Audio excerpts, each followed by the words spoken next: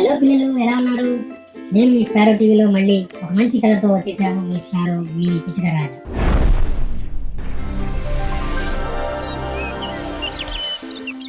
ఒక మంచి కథ, ఇందులో మంచి నీతి.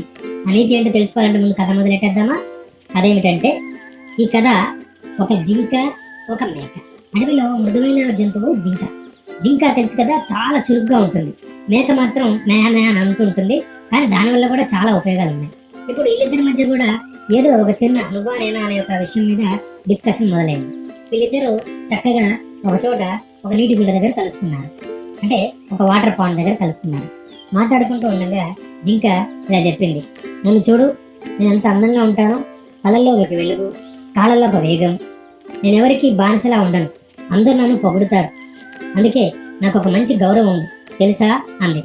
మేక, జింకమ్మ, నిజమే, నువ్వు వేగవంతురాలివి, అలాగే అందంగా ఉంటావు, కానీ నేను కూడా కష్టాల్లో మనుషులకు, జంతువులకు చాలా ఉపయోగపడతాను.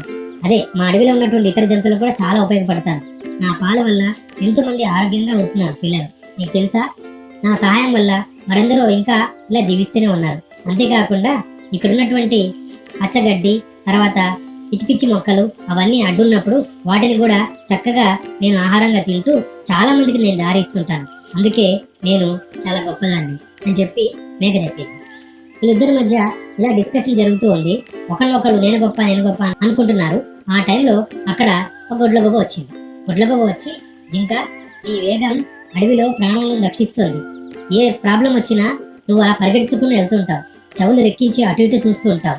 ఎవరైనా మనల్ని దాడి చేస్తున్నారు, అడవిలో మా జంతువుల్ని ఎవరైనా ఏటాడుతున్నారంటే నువ్వు చెవులు రెక్కించి విని ఆ చప్పుడు చేసుకుంటూ అడవిలో పరిగెడుతుంటావు, చూసావు? దానివల్ల మేము చాలా మంది రక్షించబడుతున్నాం. కరెక్టే జింక, నువ్వు చాలా గొప్పదానివి.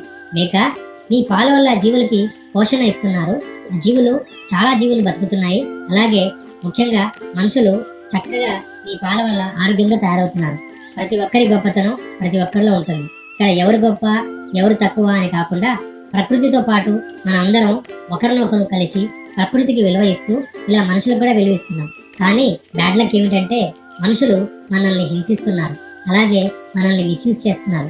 మన వల్ల వాళ్ళకెంతో ఉపయోగం మనకు తెలుసు, మన వల్ల మనకెంతో ఉపయోగం మనకు తెలుసు, కానీ ఈ మనుషులు ఉన్నారే, వాళ్ళే అర్థం చేసుకోలేక మమ్మల్ని అప్పుడప్పుడు ఇలా వచ్చి ఇబ్బందులు పెడుతూ ఉంటారు.